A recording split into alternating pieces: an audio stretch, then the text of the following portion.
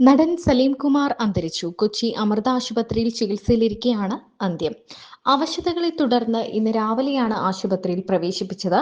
ആശുപത്രിയിൽ എത്തി അല്പസമയത്തിനകം അദ്ദേഹത്തെ വെന്റിലേറ്ററിൽ പ്രവേശിപ്പിക്കുകയായിരുന്നു.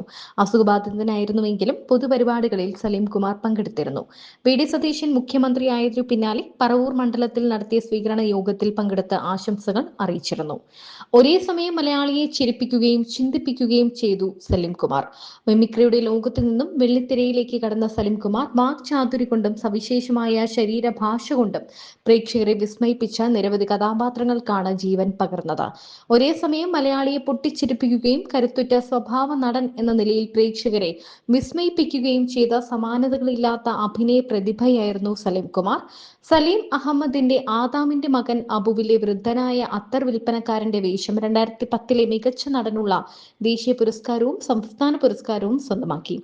അഭിനയത്തിന് പുറമെ ചലച്ചിത്ര സംവിധാനത്തിലും സലീം കുമാർ പ്രതിഭ തെളിയിച്ചു. കറുത്ത ജൂതന് 2016 മികച്ച കഥയ്ക്കുള്ള കേരള സംസ്ഥാന ചലച്ചിത്ര പുരസ്കാരം ലഭിച്ചു.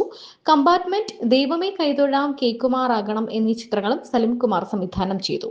ഈശ്വര വഴക്കില്ലല്ലോ എന്ന പേരിൽ ആത്മകഥാപരമായ കുറിപ്പുകളും രചിച്ചു. സുനിതയാണ് ഭാര്യ. ചന്തു, ആരോമൽ എന്നിങ്ങനെ 2 മക്കളാണ്.